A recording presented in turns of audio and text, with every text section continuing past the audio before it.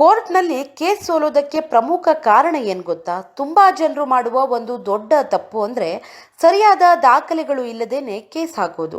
ಬಹಳ ಜನರು ನ್ಯಾಯ ನಮ್ಮ ಪರವಾಗಿದೆ ಅಂತಾರೆ, ಆದರೆ ಕೋರ್ಟ್ ಯಾವತ್ತೂ ಭಾವನೆಯನ್ನ ನೋಡಿ ತೀರ್ಪು ಕೊಡೋದಿಲ್ಲ. ಕೋರ್ಟ್ ಯಾವಾಗಲೂ ಸಾಕ್ಷಿ ಮತ್ತು ದಾಖಲೆಯನ್ನ ನೋಡುತ್ತೆ. ಜಮೀನು ಕೇಸ್ ಆಗಿದ್ರೆ RTC, ಸೇಲ್ ಡೀಡ್, ಮ್ಯೂಟೇಷನ್ ಮುಂತಾದ ದಾಖಲೆಗಳು ಮುಖ್ಯ ಆಗುತ್ತೆ. ಇನ್ನೊಂದು ತಪ್ಪು ಅಂದ್ರೆ ಕೇಸ್ನ ಸಂಪೂರ್ಣ ಮಾಹಿತಿಯನ್ನ ವಕೀಲರಿಗೆ ಕೊಡದೇ ಇರೋದು. ಕೆಲವು ವಿಷಯಗಳನ್ನ ಮುಚ್ಚಿಡ್ತಾರೆ, ಆದ್ರೆ ಕೋರ್ಟ್ನಲ್ಲಿ ಎಲ್ಲಾ ವಿಷಯಗಳು ಹೊರಗೆ ಬಂದೇ ಬರುತ್ತೆ. ಆದ್ದರಿಂದ ವಕೀಲರಿಗೆ ಸಂಪೂರ್ಣ ಸತ್ಯ ಹೇಳೋದು ತುಂಬಾನೇ ಮುಖ್ಯ ಆಗುತ್ತೆ. ಕೋರ್ಟ್ಗೆ ಹೋಗುವ ಮೊದಲು ದಾಖಲೆಗಳನ್ನು ಚೆಕ್ ಮಾಡಿ, ಸರಿಯಾದ ಕಾನೂನು ಸಲಹೆಯನ್ನ ಪಡೆದುಕೊಳ್ಳಿ, ಕೇಸ್ ಬಗ್ಗೆ ಸಂಪೂರ್ಣ ಮಾಹಿತಿಯನ್ನ ನೀಡಿ.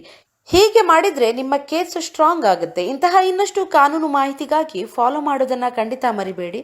Thank you so much.